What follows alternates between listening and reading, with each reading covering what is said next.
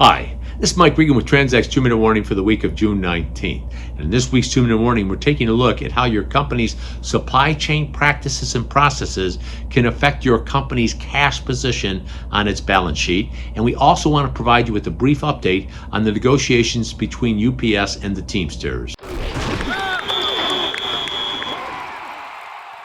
In some of our recent 2-minute warnings, we've been talking about the correlation between a company's supply chain practices and processes and the impact that those practices and processes have on a company's balance sheet.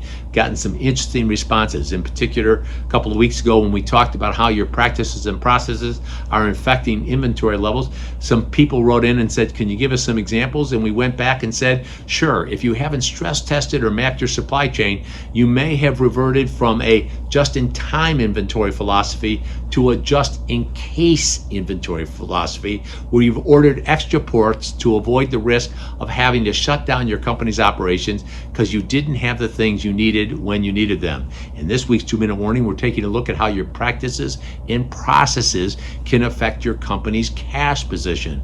Specifically, one of the things we've learned and have done in working with customers throughout the years is helping them understand how subtle little changes to your practices and processes can dramatically reduce your cash conversion cycle. Instead of 50, 55, 60 days, you can reduce that cash conversion cycle to 40, 45, or 50 days.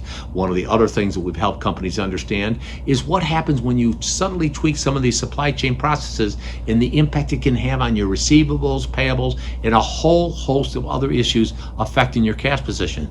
That's why we've created this little checklist we'd love to share with you. 5 things that you can do to dramatically improve your company's cash capabilities on the balance sheet. And one of the other things we also want to talk to you about is what's going on in the negotiations between UPS and the Teamsters. We're pleased to report that there appears to be some progress. Now, all along, UPS has been saying, we don't think there will be a strike, and there were some contentious issues. One of those was the air conditioning on UPS vehicles. Well, guess what happened this week? We saw a recent article that said UPS is going to get cool, as in they're going to air condition a lot of their vehicles. Going to cost them a lot of money, but that's a positive sign in the negotiations.